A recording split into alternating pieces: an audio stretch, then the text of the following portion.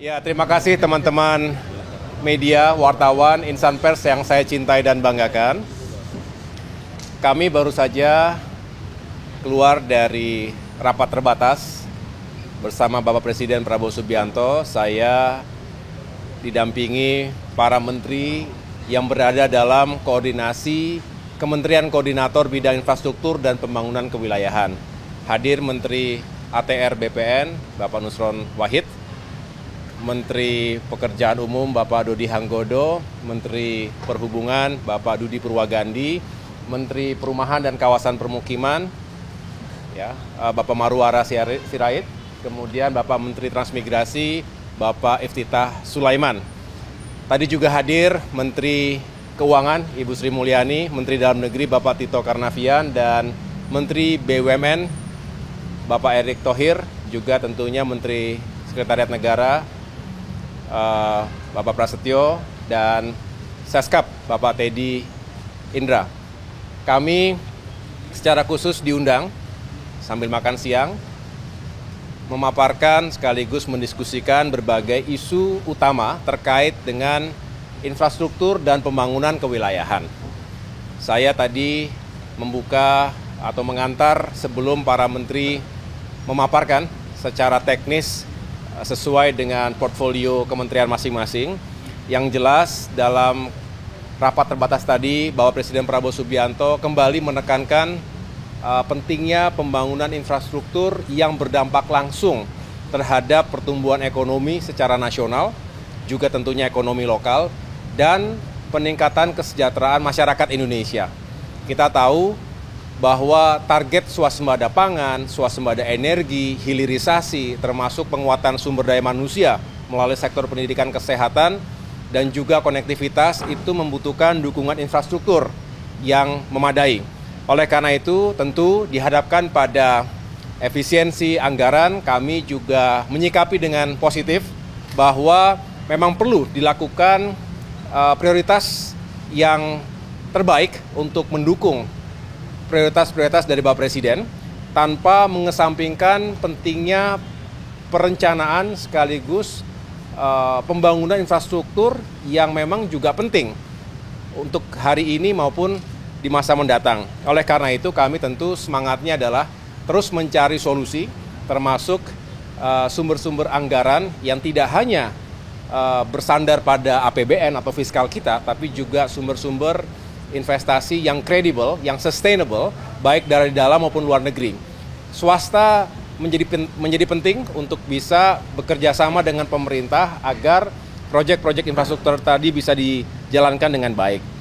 Ada beberapa hal yang terkait dengan Kementerian Perhubungan. Kita tahu saat ini sudah masuk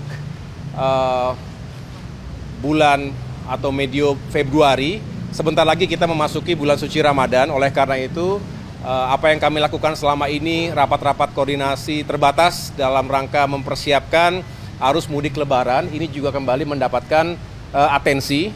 Kami akan rampungkan, mohon doanya agar ini bisa lancar, karena kita ingin masyarakat Indonesia bisa menjalankan ibadah sekaligus nanti mudik Lebaran berjalan dengan aman, lancar, dan nyaman, dan transportasi juga semakin terjangkau. Yang kedua, kami juga membahas berbagai fasilitas transportasi, baik darat, laut, udara, maupun kereta api, yang harus dikembangkan, diperkuat, sehingga bisa mendukung sektor ekonomi dan juga pariwisata. Dan ini kita harapkan bisa dilakukan secara intensif, dan kita kembali petakan prioritasnya di seluruh Indonesia. Kemudian, untuk Kementerian Transmigrasi, tadi juga kita memaparkan pentingnya kita memetakan secara utuh potensi kawasan transmigrasi, termasuk revitalisasi kawasan transmigrasi di berbagai daerah. Bapak Presiden ingin benar bahwa pembangunan Indonesia di bagian timur, khususnya Papua, juga bisa kita fokuskan, terutama hadirnya daerah otonomi baru, 4 provinsi baru yang juga perlu perhatian pemerintah, dukungan infrastruktur, baik infrastruktur dasar, termasuk lahan yang terus disediakan, perumahan, termasuk juga perhubungan, dan yang paling juga penting adalah bagaimana transmigrasi saat ini bisa membuka potensi ekonomi baru di sana.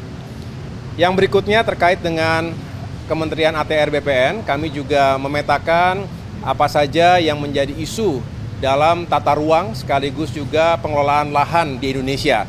Kita tahu berbagai kepentingan, baik itu lahan hunian, lahan industri, dan lahan perkebunan, termasuk juga yang harus tetap dijaga agar keseimbangan alam tetap terjadi, dan disinilah kompleksitas sekaligus tantangan bagi Kementerian ATR BPN. PKP, Perumahan dan Kawasan Permukiman, ini juga memiliki target yang tinggi untuk bisa menyediakan rumah-rumah yang semakin terjangkau bagi masyarakat berpenghasilan rendah.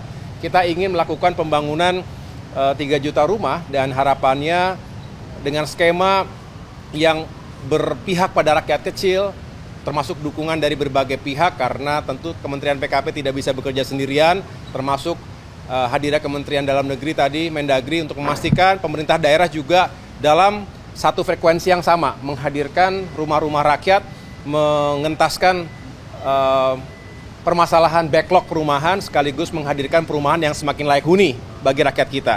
Dan yang terakhir terkait dengan Kementerian Pekerjaan Umum, tentu berbicara infrastruktur dasar, jalan-jalan, persiapan menuju Lebaran, lalu kita juga kembali meyakinkan agar infrastruktur, misalnya bendungan, itu benar-benar terhubung dengan saluran irigasi sehingga bisa meningkatkan swasembada pangan.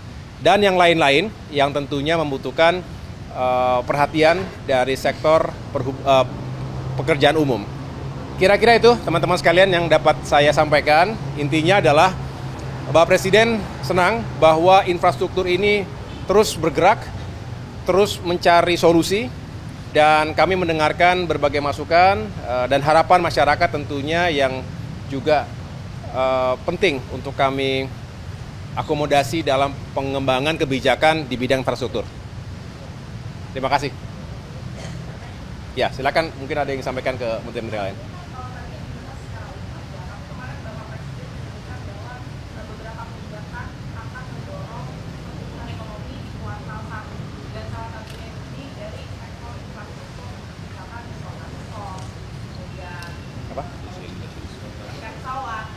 Oh.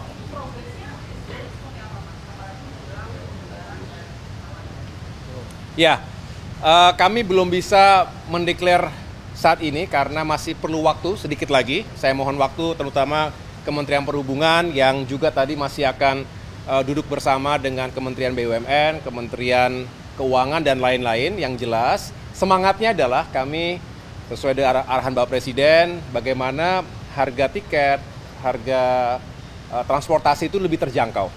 Dan di sini kita menunjukkan bahwa pemerintah berpihak pada masyarakat di saat yang memang sangat dibutuhkan. Kita ingin juga menghadirkan kebijakan-kebijakan seperti tadi.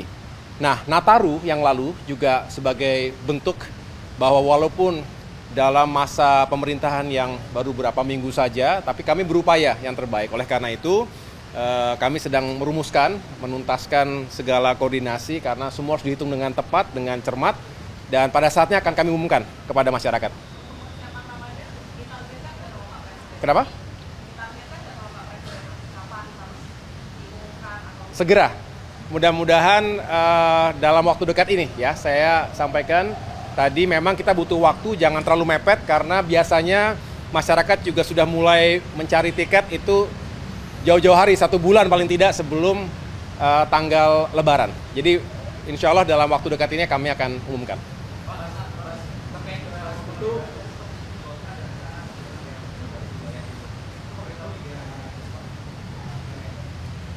Daerah otonomi baru yang dimaksud tadi ada 4 provinsi di Papua. Ada Papua Tengah, Papua Pegunungan, Papua Selatan, dan Papua Barat Daya. Ya, jadi 4 provinsi tadi kan merupakan daerah otonomi baru. Nah, yang belum hadir ini kan center ataupun pusat-pusat pemerintahannya. Nah, disinilah memang diharapkan pemerintah setempat, pemerintah provinsi misalnya begitu, sudah menyiapkan lahannya. Nah, memohon kepada pemerintah pusat, termasuk Kementerian PU, untuk bisa membangun pusat pemerintahannya. Berarti kawasan gubernurnya, kawasan DPRD-nya, dan lain sebagainya, termasuk tadi MRP ya, masyarakat Majelis Rakyat Papua. Jadi artinya ini semangatnya adalah bagaimana pemerintah bisa segera bekerja secara optimal setelah ada lingkungan yang dipersiapkan secara infrastruktur. Ya.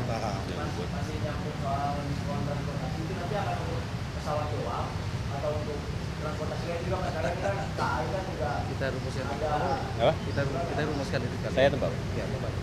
Sedang kita remuskan. Jadi memang selalu berbicara semangatnya dulu, tapi juga kita harus hitung dengan cermat. Tetapi sekali lagi semangatnya adalah bagaimana transportasi ini semakin terjangkau, khususnya di dalam masa 2 minggu sebelum dan sesudah Lebaran. Disinilah sedang kita hitung juga, termasuk tadi selain itu kita membicarakan bagaimana menyusun strategi untuk mengurai kemacetan. Misalnya kita tahu bahwa Lebaran kali ini back to back dengan nyepi, artinya ada blok waktu di minggu tersebut yang harus kita perhatikan. Nah, dihitung dan disimulasikan oleh Kementerian Perhubungan, hari H-min berapa harus sudah mulai diurai agar tidak semuanya menumpuk di 2-3 hari sebelum Lebaran.